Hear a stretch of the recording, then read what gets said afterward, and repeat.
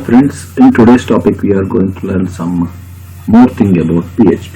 Okay, so PHP is a server-side scripting language. ನಿಮಗೆ ಗೊತ್ತಿದೆ ಅಂದ್ರೆ HTML ಪೇಜ್ ಅಲ್ಲಿ HTML ಕೋಡ್ ಜೊತೆ PHP ಕೋಡ್ ಜೊತೆಗೆ ಎಂಬೆಡ್ ಅಂದ್ರೆ ಜೊತೆಗೆ ಹಾಕ್ಬಿಟ್ಟು ಅದರ ಜೊತೆಗೆ ರನ್ ಮಾಡೋದು. ಇದರಿಂದ ಔಟ್ಪುಟ್ ನ HTML ಫೈಲ್ ಜನರೇಟ್ ಮಾಡಬಹುದು, ಬೇರೆ ಔಟ್ಪುಟ್ ಫೈಲ್ಸ್ ಮ್ಯಾಜಿಕ್ ಕೂಡ ಜನರೇಟ್ ಮಾಡಬಹುದು. Okay, so that is what.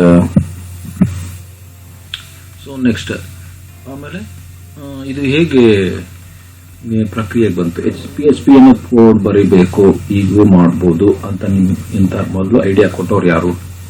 ಅವರೇ ರಾಸ್ಮಸ್ ಲೆಸ್ಡಾರ್ಫ್ ಅಂತ.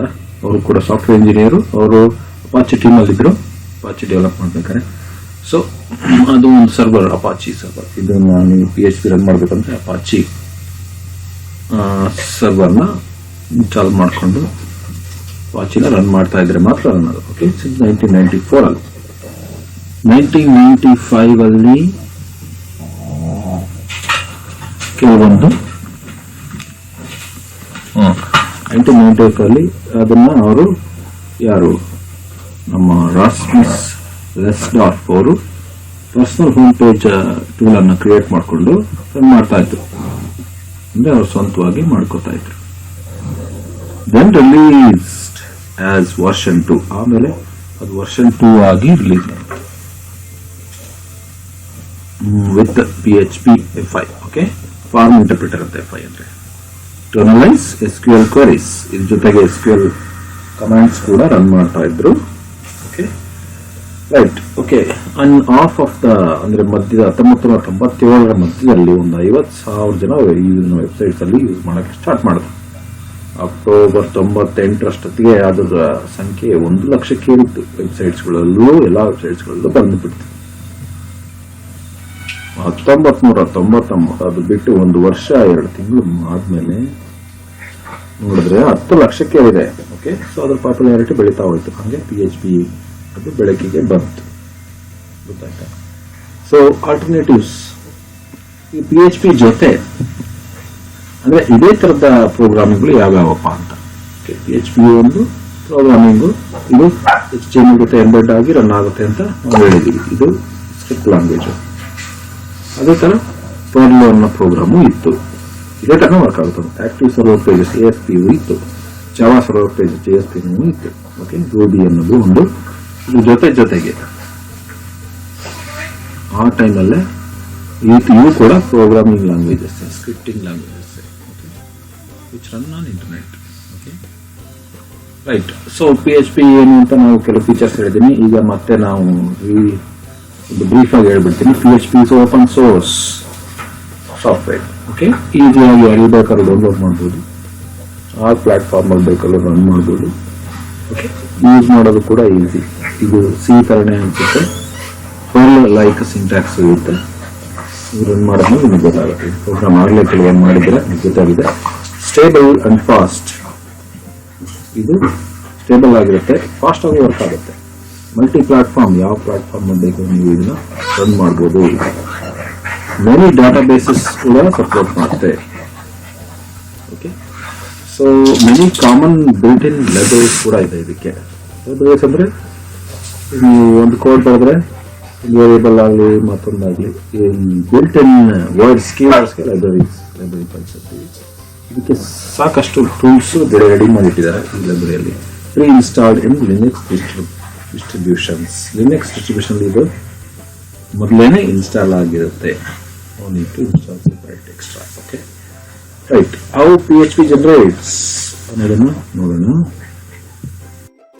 ಇಲ್ಲಿ ನಾವು ಇದನ್ನ ಹೇಗೆ ಜನರೇಟ್ ಆಗುತ್ತೆ, PHP ಹೇಗೆ ಜನರೇಟ್ ಮಾಡುತ್ತೆ HTML ವೆಬ್ ಪೇಜಸ್ ಅನ್ನೋದನ್ನ ನೋಡ್ಬೋದು.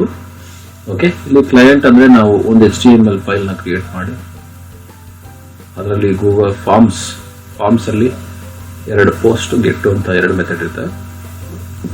ಅದರಿಂದ ವೇರಿಯಬಲ್ಸ್ ತಗೊಳುತ್ತೆ. ಅದು ಅಪಾಚಿ ಸರ್ವರ್ ಥ್ರೂ PHP ಗೆ ಸಿಗುತ್ತೆ. ಅದು ಆ ವೇರಿಯಬಲ್ಸ್ ನ ಕಂಪ್ಯೂಟೇಷನ್ ಮಾಡಿಬಿಟ್ಟು ಅದಕ್ಕೆ ಏನು ರೆಸ್ಪಾನ್ಸ್ ಕೊಡಬೇಕು ಅದನ್ನ. ಸೊ 3 ಲೈನಲ್ಲಿ ಹೋಗ್ತಾ ಇರೋದು ಹೋಗುತ್ತೆ.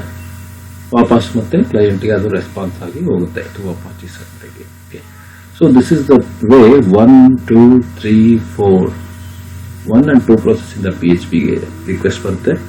ಅದು ಮತ್ತೆ 3 and 4 ಮೂಲಕ ಇದು ಜನರೇಟ್ ಮಾಡಿಬಿಟ್ಟು ಅದಕ್ಕೆ ಬೇಕಾಗಿರೋ ಥ್ರೂ HTML ಪೇಜ್ ಆಗಿ ಜನರೇಟ್ ಆಗಿ ಕ್ಲೈಂಟ್ಗೆ ಸಿಗುತ್ತೆ. ಅಂದರೆ ನೀವು ಇದನ್ನ ನೋಡ್ಬೋದು, ಈ ಕ್ಲೈಂಟ್ ಬ್ರೌಸರ್ ಇಂದ ನೋಡ್ಬೋದು. Okay, right. So client from browser send HTTP request to post or get variables ಇಂದ ನಾವು to post and get variables. ನೀವು ಇದನ್ನ HTML ಫಾರ್ಮ್ಸ್ ಅಲ್ಲಿ ನೀವು ಪೋಸ್ಟ್ ಅಂತ ನೋಡಿರ್ಬೋದು, ಗೆಟ್ ಅನ್ನೋದು ಬರುತ್ತೆ. ಸೊ ಅವ್ರು ವೇರಿಯೇಬಲ್ಸ್ ಕ್ರಿಯೇಟ್ ಮಾಡಿದ್ರಲ್ಲ, ನೇಮು ಅದೆಲ್ಲ ಬಂತಲ್ಲ, ಔಟ್ಪುಟ್ಟು ನಿಮ್ಮ ಹೆಸರು ಮತ್ತೆ ನೀವು ಯಾವುದಂತೆಲ್ಲ ಔಟ್ಪುಟ್ ಬಂತಲ್ಲ, ಆ ಪ್ರೋಗ್ರಾಮ್ ನೀವು ನೆನೆಸ್ಕೊಂಡ್ರೆ ಇದು ಈ ರೀತಿ ನಿಮಗೆ ವಾಪಸ್ ರೆಸ್ಪಾನ್ಸ್ ಸಿಗುತ್ತೆ. ನೀವು ಅಲ್ಲಿಂದ ಕಳಿಸಿದ್ದು ಅಪಾಚಿ ಬ್ರೌಸರ್ ಥ್ರೂ PHPಗೆ ಹೋಗುತ್ತೆ. PHP ಜನರೇಟ್ ಮಾಡಿಬಿಟ್ಟು ಔಟ್ಪುಟ್ನ ತೋರಿಸುತ್ತೆ. Okay, so Apache recognizes that a PHP script is requested and sends the request to the PHP mode. ಇಲ್ಲಿಂದ ಬಂದು PHP ಮಾಡ್ಯೂಲ್ಗೆ ಬರುತ್ತೆ. ಅಲ್ಲಿಂದ ಮತ್ತೆ PHP interpreter executes PHP script, collects script output and sends it to back through 3-4. Okay, Apache applies to client using the PHP script output as HTML output. ಇಲ್ಲಿ ಬರೋದು HTML. ನಾನು ಹೇಳಿದ್ದನ್ನ ನೀವು ಗಮನ ಇಟ್ಟು ಕೇಳಿ ಇದನ್ನ ಅರ್ಥ ಮಾಡ್ಕೊಂಡ್ರೆ ಈಸಿಯಾಗಿ ನೀವು ಬರೀಬಹುದು ಆನ್ಸರ್ಸ್ ಆಗಿ. ಮತ್ತೆ ಅರ್ಥ ಮಾಡ್ಕೊಂಡಿದ್ರೆ ನಿಮಗೆ ಬರೆಯೋದು ಈಸಿ, ಮತ್ತೆ ನೆಕ್ಸ್ಟ್ ಟಾಪಿಕ್ ಎಲ್ಲ ಈಸಿಯಾಗಿ ಅರ್ಥ ಆಗುತ್ತೆ. ಓಕೆ, ಸೊ ದಿಸ್ ಈ ತರ ಒಂದು ಪೇಜ್ ನ ನೀವು HTML ಕೋಡಲ್ಲಿ ಬರೆದು ಔಟ್ಪುಟ್ ಬರುತ್ತಲ್ಲ, ಫಸ್ಟ್ ಪ್ರೋಗ್ರಾಮ್ ಎಕ್ಸಿಕ್ಯೂಟ್ ಮಾಡಿದಿಲ್ಲ. So that is what you come across through the PHP code. So ಇಲ್ಲಿ PHP ಟ್ಯಾಗ್ ಹಾಕೋಬೇಕು, ಕ್ವಶನ್ ಮಾರ್ಕ್ PHP ಟ್ಯಾಗ್ ಹಾಕೊಂಡು ಇನ್ನು show echo word and Google forms through ಕೂಡ ಮಾಡಬಹುದು. ಓಕೆ, ನಾವು today's assignments write about the PHP and its history. Okay, and what are the alternatives of PHP, that is that time what are other programming languages that can run on internet. Okay, and tell me how PHP generates code on internet with the diagram.